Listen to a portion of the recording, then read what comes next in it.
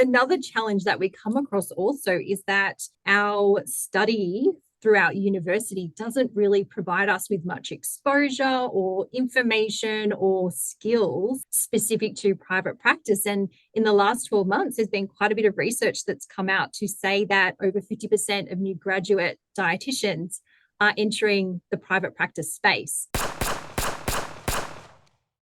Welcome to How to Build a Profitable Nutrition Business. If you love nutrition and you love helping people and you want to be in the game long enough to keep doing that, then this is the podcast for you. Let's get into it. Today's episode of How to Build a Profitable Nutrition Business, we are fortunate to have Jodie Sheraton on. When I read this bio, you'll understand why I say fortunate. When it comes to the business of nutrition, Jodie is the one to talk to. So Jodie's an accredited practicing dietitian, eating disorder dietitian, and the director of Optimum Intake Dietetics, Myrtle Oak Clinic, and Elevated Dietetics. She graduated with a Bachelor of Health Science, Nutrition and Dietetics from the University of Newcastle in 2006. Jodie has worked across various positions in both public health, hospital, outpatient and private practice settings. Jodie has created a company to inspire health and well-being through enjoyment, satisfaction and the simplicity of food. Although Jodie has experience in a wide range of nutrition-related fields, her passion and current role is in leading and supporting her team of dietitians, psychologists and client coordinators. Together, they deliver adaptive, creative and innovative individualized nutrition services where each client is supported and valued. Jodie provides coaching and supports to fellow dietitian private practice owners to grow their business and teams through increasing their influence, impact and income. This is why we've got Jodie on to How to Build a Profitable Nutrition Business. Let's get into it.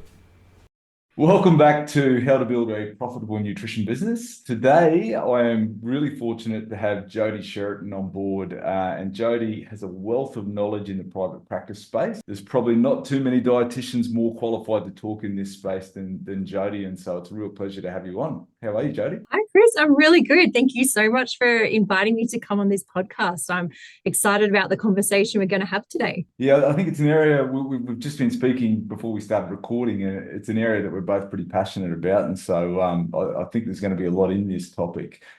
Before we dive into it, if you don't mind, can you just give everyone a bit of a background so they can get an understanding of why you are so qualified about this subject? Yeah, sure. Well, look, it's been 16 years now since I left uni. I studied at Newcastle University and, on graduating, wasn't quite sure where I wanted to work or what I wanted to do. And I was fortunate enough to get a little bit of casual jobs here and there, a little bit of research assistant work. I was lucky enough to get a pediatric position in a hospital, did some other casual hospital work. And so I got a taste for what it was like to work within a hospital. And it just wasn't sitting right with me. There was a lot of red tape when you work in a hospital, and I just couldn't deliver the amount of client care that I really wanted to for my patients there. And, they'd get discharged so quickly, and I felt like I hadn't really given them the information that they'd need to go on home with. And so as a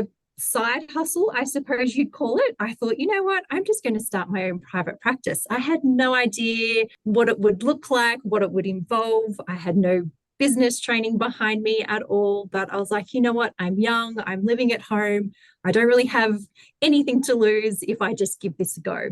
And so from being a new graduate first year out of uni, I did both. So I worked a little bit in the hospital and also started a private practice called Optimum Intake, which I still run as one of my private practices today. And it's kind of just grown from there to now a team of 40 team members that work alongside me. So that's 40 team members. That is an effort in itself.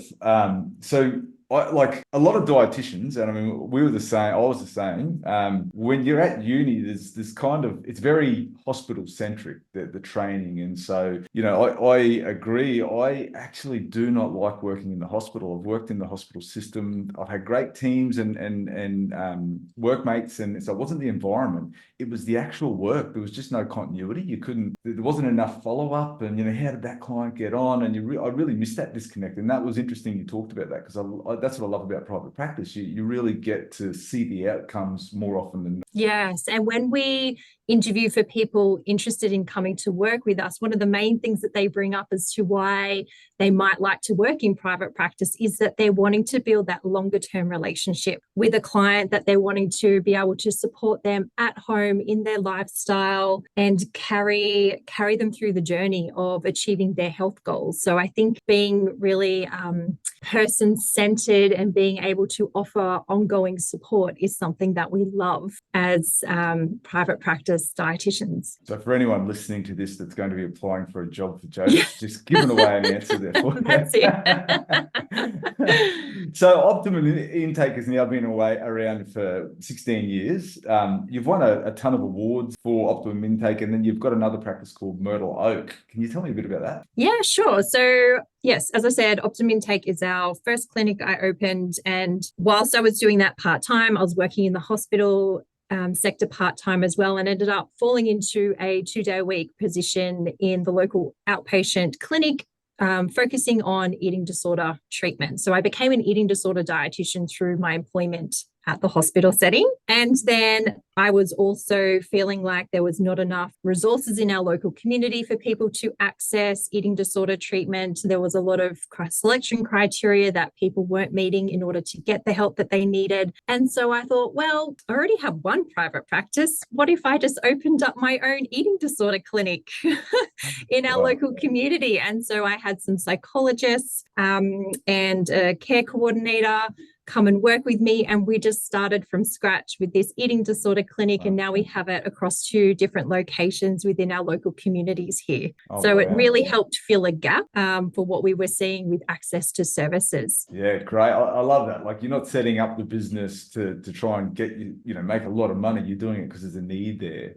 And then, you're obviously successful with it, and that's where everything else, all the fruits of your labor come in. That's right. And that was back in 2015. So well before that there was any eating disorder plans or a real focus around eating disorder training. So that's a business that was established. But I do want to go back to the point you mentioned about us winning some awards. What I never realized is that to win awards, you have to nominate yourself. So you actually have to put your own business name forward. You have to talk up what it is that you do in your business to win these awards. I just thought someone was handing out awards, but no, you actually have to apply yourself. So I wanted to make sure dietitians knew that if you are really proud of what you do and you feel like you're offering an excellent service to your community, please apply. Like, really use that as a platform to showcase what dietitians do in the private practice sector. Yeah, look, it's a great point you made. We had a business up here in Central Queensland, and we never did that. And there were plenty of awards, and it was more, I have a lot of imposter syndrome. I've talked about it on one of our previous podcasts, and I've even written a book and refused to put my photo on there. My wife has fought with me for ages about it. That's another story altogether. And so applying for awards was something at the time I wasn't comfortable with, but like now I realize, how else do people know about you? How else do you promote what you do? You're not out there to trick people. You're trying to promote the skill set that you've got to help people. And the award system is actually a great way of doing that. And so, yeah, it's obviously been, certainly worthwhile for you. And you've obviously got a great business because you've been successful in a lot of those awards. Yeah, it was a really great way for us to pay recognition to our team, because this isn't just about me and me doing the business. Like, it takes the entire team to have everything working smoothly within a business. So it was a way that we could celebrate together and recognize that what we do, we've put the work into it. So it's nice to have that recognized. Yeah, I love that. And so there is another business that I actually really would like to talk to you most about today. So you've now got 3 businesses. Can you tell us about Elevated Dietetics? Yeah, sure. So it seems to be a 7-year itch that I get. So every 7 years, I seem to be like starting a new project or a new business. So Elevated Dietetics, I started back in somewhere around 2022, and I saw this gap, I saw a need, and it was something that was simmering for me for a little while. again, it was just that I took the jump. I was like, that is enough thinking about it. Just put it out there and see if there's any way in which I can help others. So Elevated Dietetics is my business coaching and mentoring service specifically for private practice dietitians within Australia. So I previously had engaged in business coaching myself, which really helped me be able to form the necessary systems and structures and team support that I needed to grow my practice. And it really helped me find a love of business, because I think a lot of dietitians, we want to be dietitians, we want to be helping people. So we start our own private practice, but don't really think about the business aspect of it or the importance of us having a business mindset as well as a clinician mindset. So for me, going through that journey, I wanted to help others also come to have the opportunity of learning from another dietitian that understands our industry, understands what it's like to work in healthcare, but also in healthcare as a dietitian, because there are challenges that are unique for us that perhaps other allied health don't experience. Such as, can you explain that? Yeah, so a lot of other allied health teams actually get access to a lot of greater Medicare funding or Medicare rebates. They also have a lot more item numbers. They have, even if we take the latest NDIS funding, they are getting 50 plus hours per plan. We're lucky to get 10. Yeah. So there's such a difference between how well the other allied health have advocated and promoted and have a community-based understanding of the importance of their role within healthcare. And dietitians are still really struggling to showcase the importance of having us involved in healthcare and to the vast variety of ways in which we can be supporting people. Yeah. I figured that's what you were talking about, because it's, I mean, you do sort of feel a little bit, not victimized is the right word, but as a dietitian, like you do feel like you're up against it sometimes. And it's almost like we're starting off on the back foot, it's harder. It is, yeah. And I mean, even just like for a client to come and see a dietitian, if they're going to see a physio, they've got a physical ailment that's reminding them that they need to see someone. Whereas, they're seeing a dietitian, they've been eating their whole life. They're kind of an expert on eating already. There's their self-perception at least. And then, so there's it's a little bit harder to sort of generate that foot traffic through the door because of that, I find. So yeah, it's interesting that you say that. So with Elevated Dietetics, I mean, we spoke about previously, I was fortunate with our business that I had my wife. Like, I'm in total awe of what you've achieved, with the growth of your business success, to be an amazing clinician and then an amazing business person. I am not an amazing business person. That was the wife in my wife in that business. And without her, we would have been another statistic. I would have given up and long gone under, So for you to be able to juggle in both of that, like that's a massive accomplishment. Have you always had a bit of a business sense, or like an entrepreneurial drive even before becoming a dietitian? I did study business studies through my HSC. Okay, yeah. So I don't know, maybe you could say there was that. And I did top the class. However, throughout uni, like, my intention was never to work in private practice. It was just that I needed extra employment. So I thought I'll get some work myself, and then really grew to love being able to provide value and feeling like I deserve to be compensated for that. And so early on, my husband and I decided that we would really focus my opportunity to develop this business further, because we saw that there was a huge need in the local community. And so we made the decision that we would go all in on my business. And so I knew that meant I had to generate an income, So I've always had this, as you said, it's a juggle. It's like you've got the business mindset, but you still want to help people. And so I think that's where a lot of dietitians feel stuck. It's like, well, how can I help people if I'm charging them? Yeah. So it's a mindset we do really need to explore further to feel comfortable, to really value ourselves and value what we do. Yeah. People will go and pay hundreds of dollars to get their hair colored, or their nails done, or, we pay for different services all the time. Why would we think people wouldn't want to pay for what we have to offer? And so very quickly I shifted in that mindset from initial days being a bulk billing dietitian to knowing that if I stayed in that model of business, I was not going to be able to continue to work in private practice, and I'd have to end up back in a hospital, which for me was a motivating factor to not have to go back there. Yeah, no, I sympathise with that. We had, my wife and I had this ongoing debate the whole time we had our business about, increasing price. So we had a bulk billing model, and we used that as our loss leader, and then we sort of increased our privates. But my wife wanted to increase prices, and I would lose sleep, and we'd argue about it. I didn't want to do it because notorious health professionals are notoriously not business minded because, you want to give it away for free. I just want to help everyone. And it's not until my wife made me understand that if they don't value what you're giving them, you're not going to be able to help them anyway. They're not going to use it. And if you're not around because financially it's not sustainable, you're not there to help them anyway. And so it was a real shift in my mindset. And I would not say I was fully there. I'm still being dragged. I'd still love to give everything away, but the reality is there that I need to charge for things, and I needed a business coach like you, because hearing it from your wife is not always the best.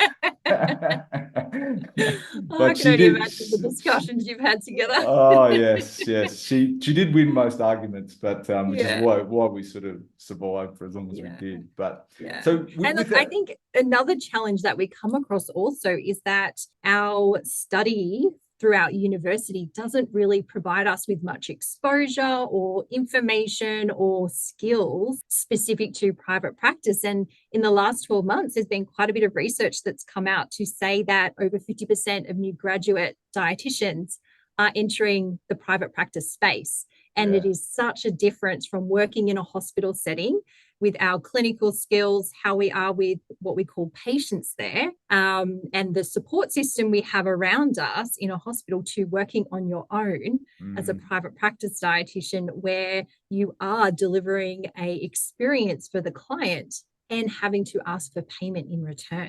Yeah. Look, you're so 100% correct there. Like, we're basically trained or prepared for the hospital system as dietitians.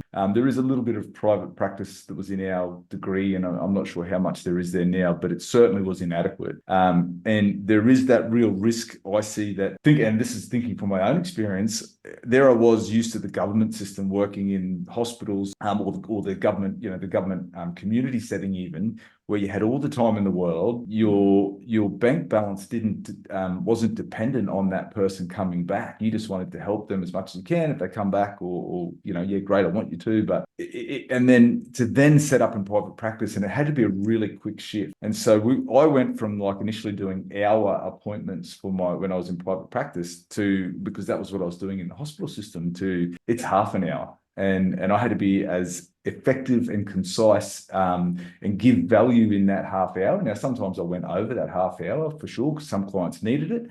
But it's a skill that I really had to learn, that you had to be effective and succinct and really make sure that client walked away with a sense of value. And one of the things we learned, even with our bulk billers, is I needed them to feel valued. So even though, for people that don't know what bulk billing is, it's basically the government picks up the bill and it doesn't client anything. I'm using the word client because we're in private practice, not patient. I like how you pointed that. But I wanted them to feel value as well, because they were paying me with their time. And if I wanted them to come back, I needed to make sure that they thought it was a worthwhile exercise. So I 100% agree with everything you've said there. Now, with Elevated Dietetics, was that a result of people, was it an area that you sought to get involved in, or was it more that you had people asking for your wisdom, was it, and you thought, hang on, there's a need here, I might, expand? No, I was definitely having a lot of casual conversations where dietitians were kind of calling me or reaching out to me via email with just, random business questions. And for quite a while, I was happy to just give some answers. And then I was like, you know what? I'm not living by what I'm doing, as far as I'm trying to teach these dietitians to value their time, to charge for their time. And yet here I am giving away all this information for free. And I wanted it to become something that I was determined to put some time and effort into. I had established a team through my 2 private practices. I had team leaders in place. I was starting to see that I was getting some free time on my own caseload, I suppose.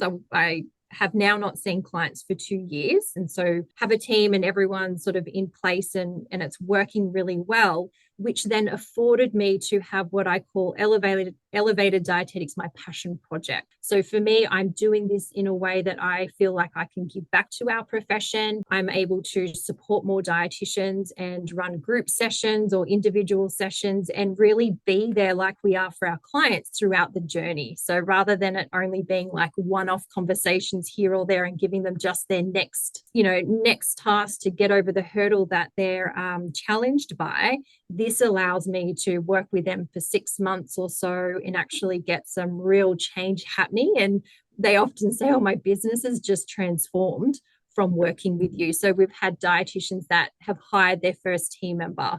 We've had dietitians that have opened up their own clinic space rather than working out of doctors' rooms. So it's just been really great to see the progression that when you invest in your business skills and you spend time working on your business grows and flourishes. And that's sort of the transition I had to go through with reducing my own client load so I could spend more time invested in building the business so that I had, covering payroll for 40 people each fortnight. Like that takes work and energy to ensure that happens. You sent shivers down my spine. Yeah. We had 18 staff, and that was always my stress. It was like when people were cancelling, is all I could think about was as long as we can pay everyone, as long as we can pay everyone. Yeah.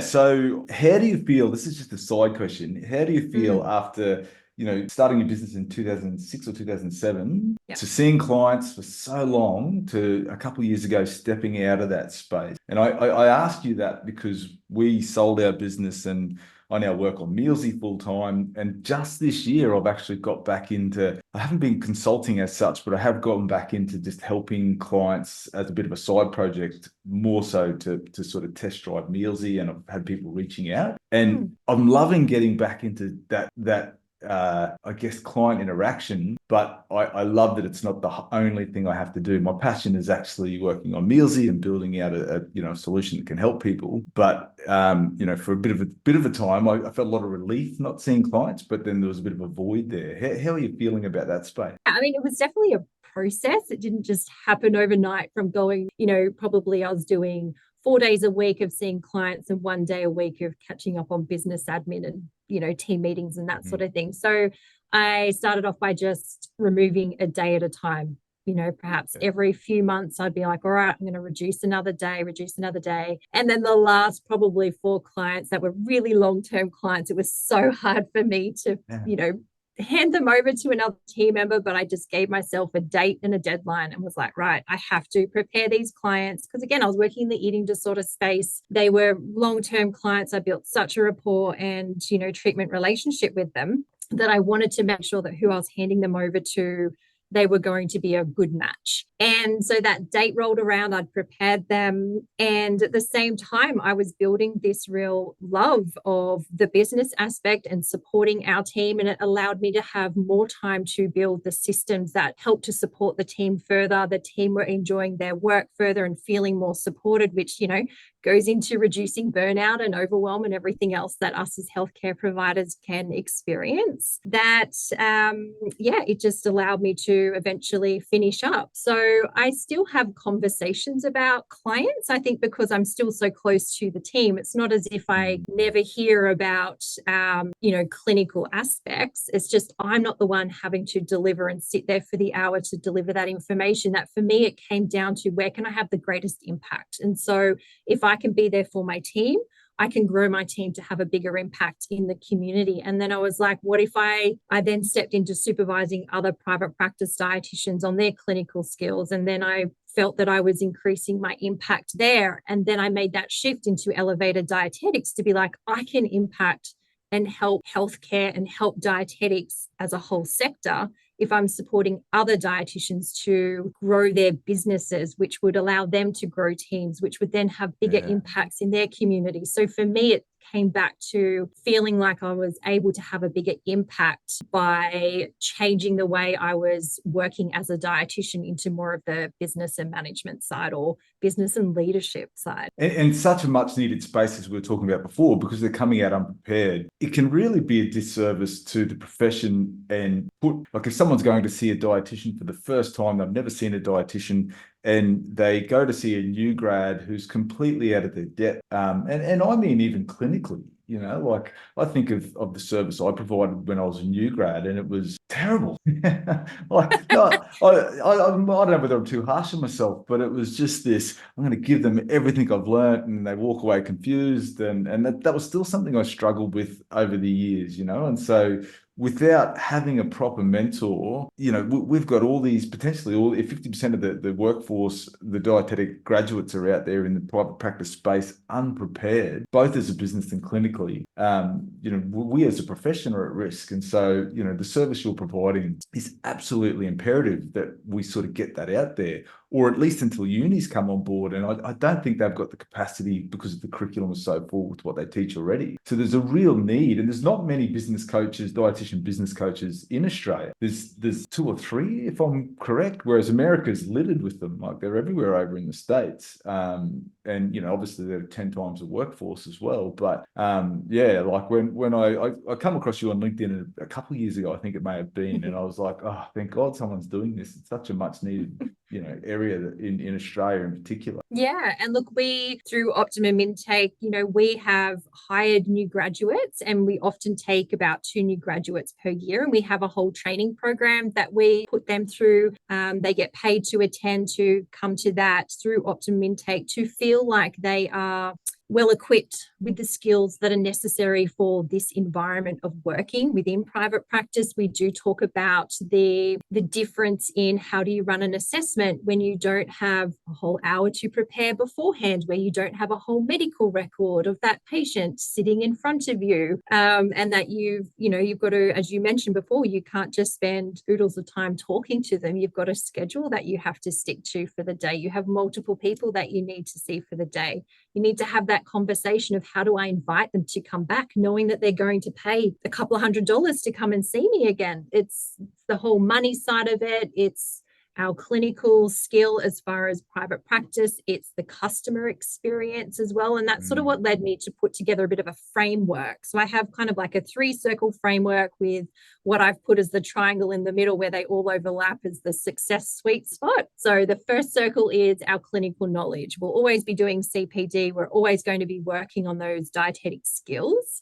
But we also have to start thinking more about the customer experience and the client value that we're giving them, because if we don't have happy clients, we don't have a healthy business. So thinking about how our services are impacting our clients and their experience. And then we need, the third circle is the business aspect as well. We need to be very business savvy, to be having negotiations around contracts, to be negotiating our rental agreements with where we're working, to understanding accounting, to marketing. There's so many business elements that you probably don't realize, and I definitely didn't until I was in business. And then oh my God, I don't know enough about this or that.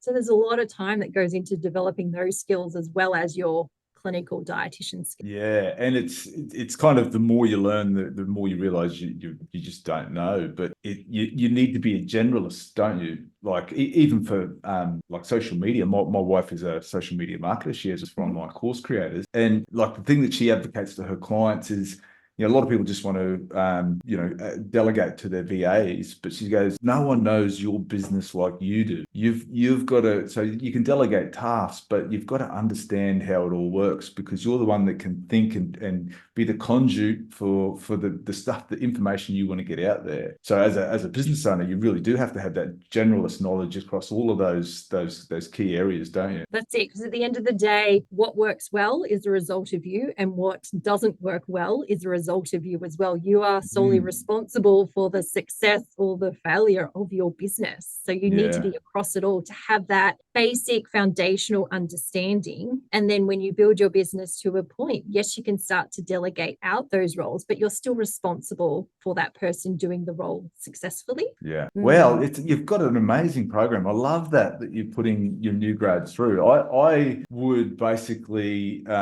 just throw them in the lion's den. Like I'm like, I would give them skills and I would upskill them, but I knew that on the job is what, like we would have weekly meetings and clinical meetings and the ability to, reflect and learn, and we would all learn from each other. But I just need to get you in the job and you'll learn and you'll find your niche and see what works. But I love that there's a program you put through. Wow. And so we've done that for quite a few years now, and we've been able to put it into a training platform. And so this year I've decided that I want to share that with more students, because I feel that the universities are recognizing that private practice is a real career opportunity for dietitians, and they're starting to bring in some telehealth type clinics and giving them some sort of consulting type of role, which probably does mimic more of the private practice sector. It's just not there yet for students to get a really good handle on what it means to be a private practice dietitian from that skill point, and also understanding business, understanding, provider numbers. All of the topics that I've sort of discussed already, with sort of bundled together and offering that for students across any universities in Australia if they're interested to come on board. And we're starting that this April. Oh wow, that's exciting. I'm so excited to be able to share more of this, so that when dietitians do want to start in private practice, they're not starting from scratch. They'll have these core skills that they can bring with them and feel more confident in being able to make decisions around signing different documents, whether it's a contract or an agreement or something. They'll at least know what to look out for, so that they're not getting caught in a bad situation. And whether you're doing this or not, but this is almost something the DA need to partner with you with to really, try and capture the entire audience. So, I mean, I've spoken to some universities as well. And so having some discussions there, and I know DA does have their small business manual booklet, which is also a great resource. I guess it's not really the skill development piece that I'm kind of offering through this. Well, I had the booklet, and a book is great, but you learn from people, I find. And then the thing that you said before that I really loved was that, it was a 6 month, it's the journey that you're helping them with. It's not that, come see me once and I'll set you up. It was, because it's like when you see a client, if a client comes to you for weight loss, for example, you're not helping that client in one appointment. It's the journey, and it's the ups and the downs along the way. So that's a really important element, I'd imagine. And just having it flexible, because,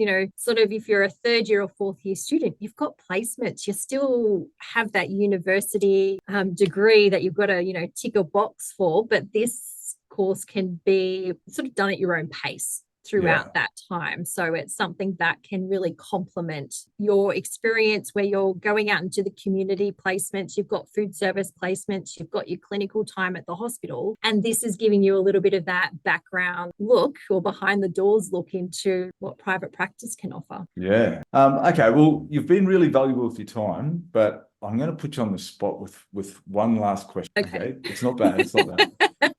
If you had 3 key bits of information that you could have transplanted into a new grad's brain, into their mind, that they knew when they're graduating and going into private practice, what would those 3 key points be? I would love them to have the mindset that you are valuable, and therefore you need to charge for that value. Because we know that money in business is what allows you to stay in business. And so being able to charge for your services is just critical for any business. The next point would be open to the lifelong learning journey. You will never be able to do enough CPD, reading, learning, to know it all, and you don't have to. You can still offer value straight out the bat from university. You know about nutrition. You now need to learn how you're going to communicate that in your own unique style. So that's an exciting journey that they're. And then number 3 would be to build a community around you. it's really hard and lonely if you do this on your own. So, if you've got friends and family, have them support you. You can build your own network through, different interest groups or getting supervision, getting business coaching. Having a network of people around you is what's going to help support you when you come across challenging times in business, which you will, which we all do at every stage of business. So I think that support network is a good way of you protecting yourself for the longevity of building a career within private practice. I love that. And I think even other dietitians, I think we've got a pretty great profession that, it's not competitive. People are out there to see other people succeed for the most part. Yeah, definitely. And so, that community is really important. And the professional development, that continued learning, I love, because that actually kept me excited. Like, when you're seeing clients, back to back, multiple times a day, and sometimes it's a little bit like you're not a broken record because everyone's slightly different, but you are a lot of the time giving the same information. And so research is what got me, or PD is what got me excited. I've learned something new. I'm like, great, I can incorporate this into, what we're teaching. And so I love that. Well, Jodie, thank you so much for your time today. It was amazing. How can people get in touch with you? So we'll put this in the show notes, but if you've got areas for, anyone listening that wants to get in touch and learn from, what you provide, then what's the best way for them to get in touch? Probably going to my Instagram page. So it's at elevated_dietetics. I often share a lot of private practice tips. I do a lot of advocating for us on there, a lot of shared challenges, topics that I'll bring up on there. There's a lot of free value that you can get just from following me online at Instagram. Otherwise, my website, elevateddietetics.com.au. Perfect. All right. Yeah. Thanks, Jodie. Thanks, Chris. Do you find this podcast valuable? There may be other nutrition professionals out there will also. If you like, share, and subscribe, it's going to help other nutrition professionals make an impact on the world just like you. Thanks.